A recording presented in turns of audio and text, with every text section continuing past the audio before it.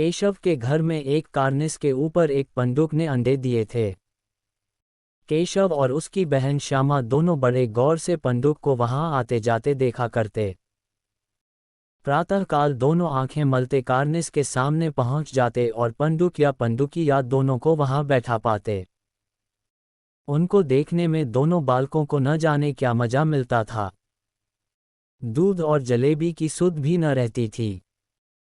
दोनों के मन में भांति भांति के प्रश्न उठते। अंडे कितने बड़े होंगे, किस रंग के होंगे, कितने होंगे, क्या खाते होंगे, उनमें से बच्चे कैसे निकल आवेंगे, बच्चों के पंख कैसे निकलेंगे, घोंसला कैसा है। पर इन प्रश्नों का उत्तर देने वाला कोई न था। अम्मा को घर के काम धंधों से फुर्सत न थी, बाबूजी को पढ़ने लिखने से। दोनों आपस ही में प्रश्नोत्तर करके अपने मन को संतुष्ट कर लिया करते थे। श्यामा कहती, क्यों भैया, बच्चे निकल कर फुर से उड़ जाएंगे। केशव पंडिताई भरे अभिमान से कहता, नहीं री पगली, पहले पंख निकलेंगे, बिना परों के बेचारे कैसे उड़ेंगे। श्यामा, बच्चों को क्या खिलाएगी बेचारी। केशव इस जटिल प्रश्न का उत्तर कुछ न दे सकता। इस भांति 3-4 दिन बीत गए। दोनों बालकों की जिज्ञासा दिन दिन प्रबल होती जाती थी। अंडों को देखने के लिए वे अधीर हो उठते थे। उन्होंने अनुमान किया, अब अवश्य बच्चे निकल आए होंगे। बच्चों के चारे की समस्या अब उनके सामने आ खड़ी हुई। पंडुकी बेचारी इतना दान कहाँ पावेगी कि सारे बच्चों का पेट भरे। गरीब बच्चे भूख के मारे चूं चूं कर मर जाएंगे। इस विपत्ति की कल्पना करके दोनों व्याकुल हो गए। दोनों ने निश्चय किया कि कार्निस पर थोड़ा सा दाना रख दिया जाए। श्यामा प्रसन्न होकर बोली, तब तो चिड़ियों को चारे के लिए कहीं उड़कर न जाना पड़ेगा न। केशव, नहीं, तब क्यों जाएगी। श्यामा, क्यों भैया, बच्चों को धूप न लगती होगी। केशव का ध्यान इस कष्ट की ओर न गया था, अवश्य कष्ट हो रहा होगा। बेचारे प्यास के मारे तड़पते होंगे, ऊपर कोई साया भी तो नहीं। आखिर यही निश्चय हुआ कि घोंसले के ऊपर कपड़े की छत बना देना चाहिए। पानी की प्याली और थोड़ा सा चावल रख देने का प्रस्ताव भी पास हुआ। दोनों बालक बड़े उत्साह से काम करने लगे। श्यामा माता की आंख बचाकर मटके से चावल निकाल लाए। केशव ने पत्थर की प्याली का तेल चुपके से जमीन पर गिरा दिया और उसे खूब साफ करके उसमें पानी भरा। अब चांदनी के लिए कपड़ा कहाँ से आए। फिर ऊपर बिना तीलियों के कपड़ा ठहरेगा कैसे और तीलियां खड़ी कैसे होंगी। केशव बड़ी देर तक इसी उधेड़बुन में रहा। अंत को उसने ये समस्या भी हल कर ली। श्यामा से बोला, जाकर कूड़ा फेंकने वाली टोकरी उठा ला, अम्मा जी को मत दिखाना। श्यामा, वह तो बीच से फटी हुई है, उसमें से धूप न जाएगी। केशव ने झुंझलाकर कहा, तू टोकरी तो ला, मैं उसका सुराख बंद करने की कोई हिकमत निकालूंगा न। श्यामा दौड़कर टोकरी उठा लाए। केशव ने उसके सुराख में थोड़ा सा कागज ठूंस दिया और तब टोकरी को एक टहनी से टिकाकर बोला, देख, ऐसे ही घोंसले पर इसकी आड़ कर दूंगा, तब कैसे धूप जाएगी। श्यामा ने मन में सोचा, भैया कितने चतुर हैं। गर्मी के दिन थे, बाबूजी दफ्तर गए हुए थे। माता दोनों बालकों को कमरे में सुलाकर खुद सो गई थी, पर बालकों की आंखों में आज नींद कहाँ। अम्मा जी को बहलाने के लिए दोनों दम साधे, आंखें बंद किए, मौके का इंतजार कर रहे थे। ज्यों ही मालूम हुआ कि अम्मा जी अच्छी तरह सो गईं, दोनों चुपके से उठे और बहुत धीरे से द्वार की सिटकनी खोलकर बाहर निकल आए। अंडों की रक्षा करने की तैयारियां होने लगीं।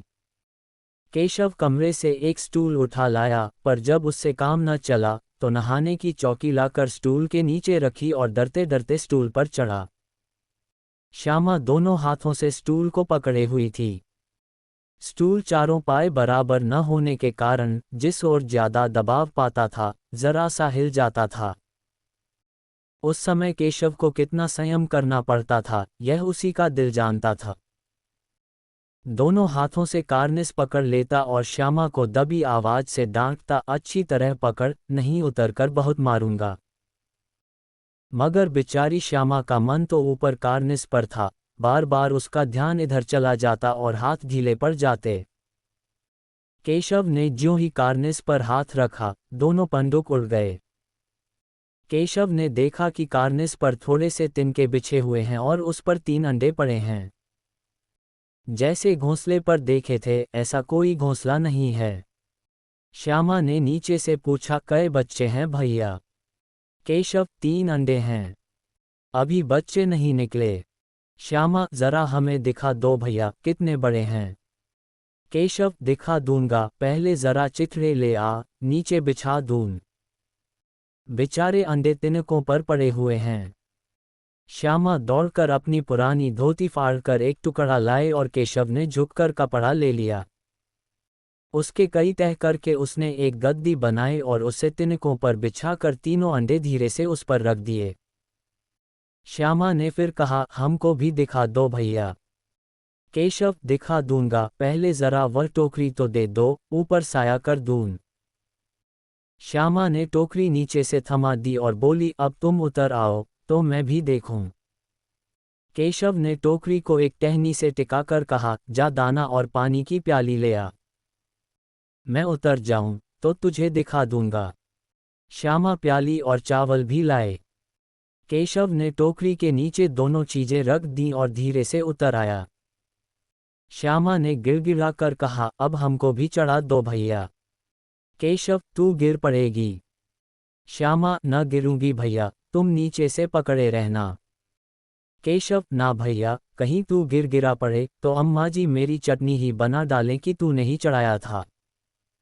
क्या करेगी देखकर? अब अंडे बड़े आराम से हैं। जब बच्चे निकलेंगे तो उनको पालेंगे। दोनों पक्षी बार बार कार्निस पर आते थे और बिना बैठे ही उड़ जाते थे।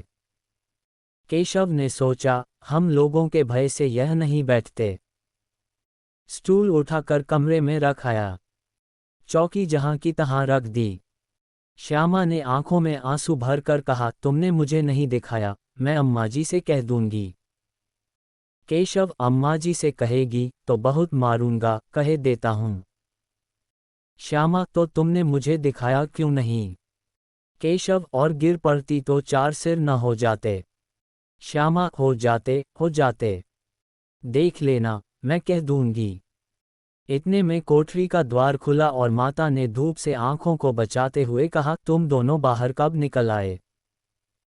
मैंने मना किया था कि दोपहर को न निकलना। किसने किवाड़ खोला? किवाड़ केशव ने खोला था, पर श्यामा ने माता से यह बात नहीं की। उसे भय हुआ भैया पिट जाएंगे। केशव दिल में कांप रहा था कि कहीं श्यामा कह न दे। अंडे न दिखाए थे, इससे अब इसको श्यामा पर विश्वास न था।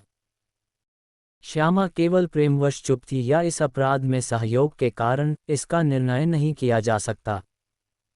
शायद दोनों ही बातें थीं। माता ने दोनों बालकों को डांट डपट कर फिर कमरे में बंद कर दिया और आप धीरे धीरे उन्हें पंखा झलने लगी। अभी केवल 2 बजे थे।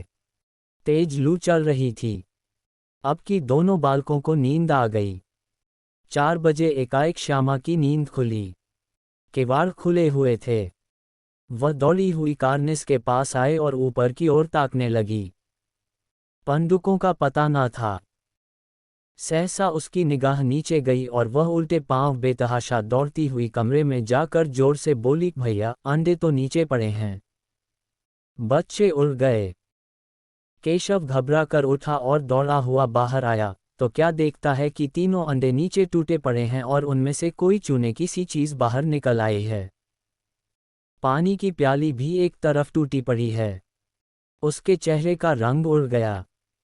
डरे हुए नेत्रों से भूमि की ओर ताकने लगा। श्यामा ने पूछा, बच्चे कहाँ उड़ गए भैया? केशव ने रुंधे स्वर में कहा, अंडे तो फूट गए। श्यामा, और बच्चे कहाँ गए? केशव, तेरे सिर में। देखती नहीं है, अंडों में से उजला उजला पानी निकल आया है। वही तो 2-4 दिन में बच्चे बन जाते। माता ने सुई हाथ में लिए हुए पूछा, तुम दोनों वहां धूप में क्या कर रहे हो? श्यामा ने कहा, अम्मा जी, चिड़िया के अंडे टूटे पड़े हैं। माता ने आकर टूटे हुए अंडों को देखा और गुस्से से बोली, तुम लोगों ने अंडों को छुआ होगा। अब की श्यामा को भैया पर जरा भी दया न आई, उसी ने शायद अंडों को इस तरह रख दिया कि वे नीचे गिर पड़े, इसका उसे दंड मिलना चाहिए। बोली, इन्हीं ने अंडों को छेड़ा था अम्मा जी। माता ने केशव से पूछा, क्यों रे? केशव भीगी बिल्ली बना खड़ा रहा। माता, तो वहां पहुंचा कैसे? श्यामा, चौकी पर स्टूल रख कर चढ़े थे अम्मा जी। माता, इसीलिए तुम दोनों दोपहर को निकले थे? श्यामा, यही ऊपर चढ़े थे अम्मा जी। केशव, तू स्टूल थामे नहीं खड़ी थी। श्याम, तुम ही ने तो कहा था। माता, तू इतना बड़ा हुआ, तुझे अभी इतना भी नहीं मालूम कि छूने से चिड़ियों के अंडे गंदे हो जाते हैं, चिड़ियां फिर उन्हें नहीं सेतीं। श्यामा ने डरते डरते पूछा, तो क्या इसीलिए चिड़िया ने अंडे गिरा दिए हैं अम्मा जी? माता, और क्या करती? केशव के सिर इसका पाप पड़ेगा। हाँ हाँ, 3 जाने ले ली दुष्ट ने। केशव रुआंसा होकर बोला, मैंने तो केवल अंडों को गद्दी पर रख दिया था अम्मा जी।